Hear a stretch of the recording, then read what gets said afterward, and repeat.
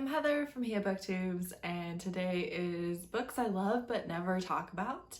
And it is currently, I don't know what time it is.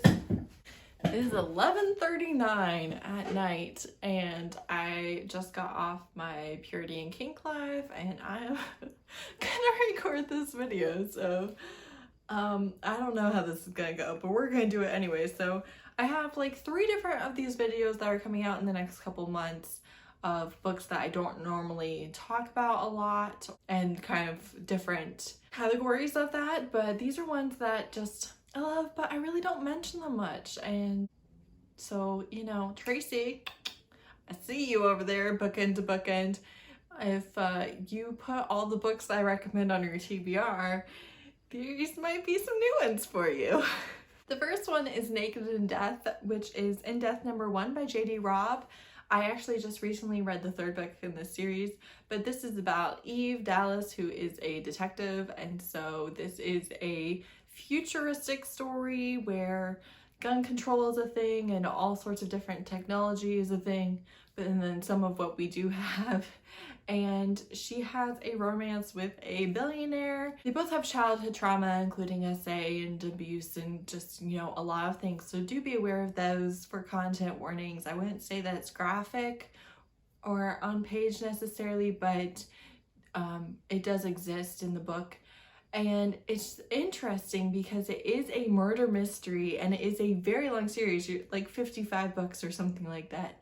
And she like gets together with her love interest in the 1st book, which I love that about it.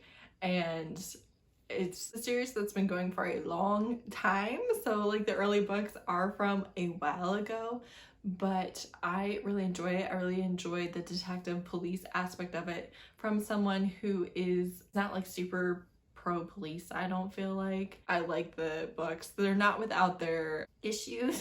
Really like that murder mystery with the focus on the romance as well. That works really well for me. And then I have Dark Prince, which is Dark #1 by Kristen Feehan. This is a vampire romance, and again a long series that was started a long time ago, but this is like the king of the vampires basically, and he finds his mate, and the vampire lore is a little bit different, but it's so interesting, and it's definitely for people who like alpha heroes and who like possessive and jealous and that instant mate connection where it's like, you're mine, I would do anything for you, I'm completely obsessed with you. And I will say, her writing gets very repetitive. Like if you've read one of her books, you've read them all, and so I really can't read multiple of her books. Anywhere close together for sure, but kind of in general I can't read tons of her books.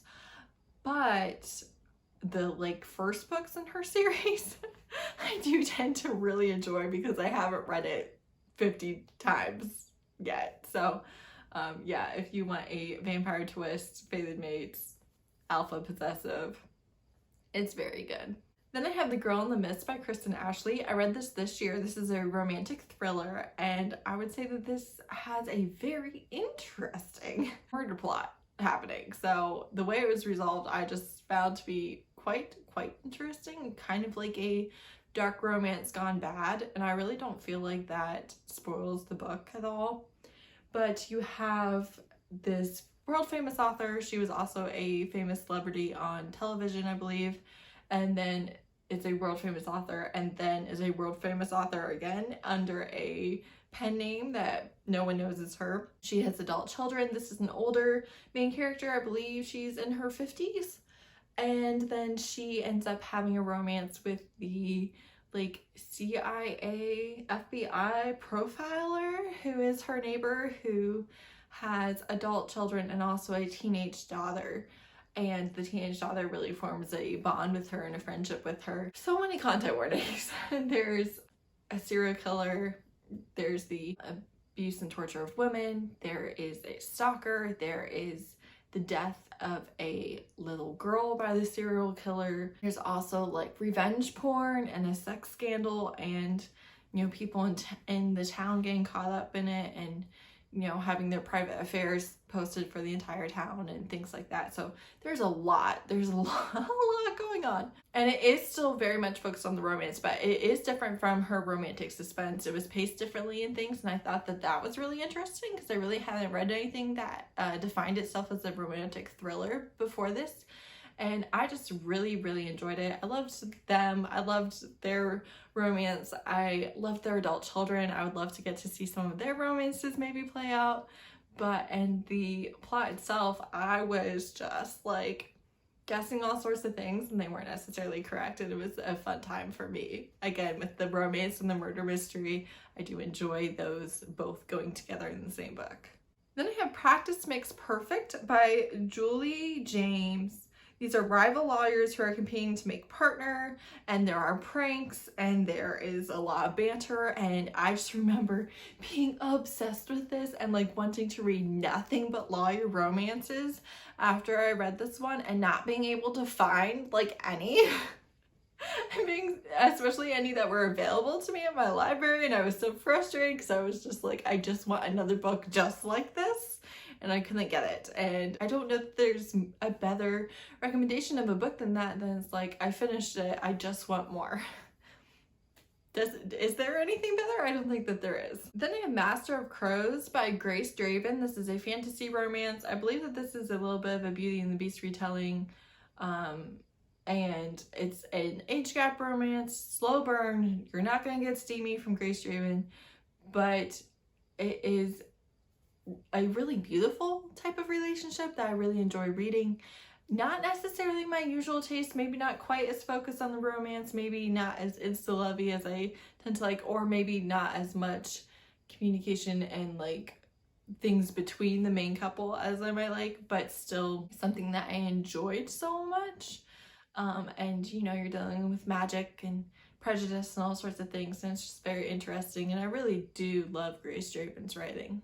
Then I have Silk is for Seduction, which is the Dressmakers #1 by Loretta Chase. This is a historical romance, and you have a dressmaker, and this guy is, I think it's a duke, is just like fascinated by her, and she becomes a duchess, I think, but still keeps her seamstress shop, which I don't know that that would have happened, but whatever, I was on board.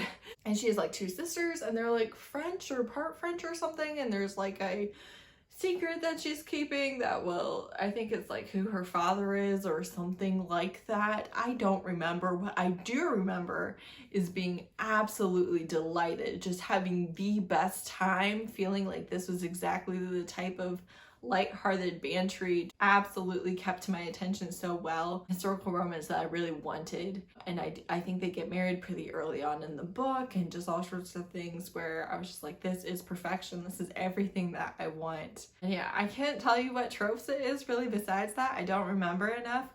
I just remember enjoying it completely. Oh, okay. She tries to get this duke to let her dress his very poorly dressed fiance, and that kind of throws them together, and there is no cheating, there is no heartbroken damsel, there's none of that, but he is engaged to somebody else when they meet, and is an interesting evolution. Then I have Nico, which is Ruin and Revenge #1 by Sarah Castile. This is a mafia romance. He's the head of the mafia, they're rivals, she's like the daughter of the rival, and she's a hacker. And again, I don't remember all that much about it, which is part of why I don't recommend some books, because a lot of my recommendation videos are themed and things like that, and it's like, if I can't remember that this falls into this, then I don't have a video to put into it.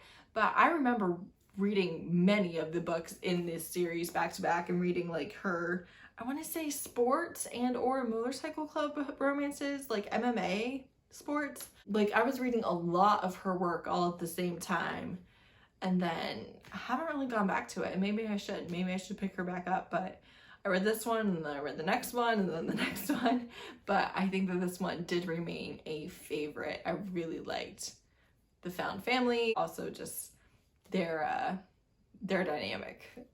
It was really good. And lastly, I have Vampire Seduction, which is Real Men of Othercross #1 by Celia Kyle.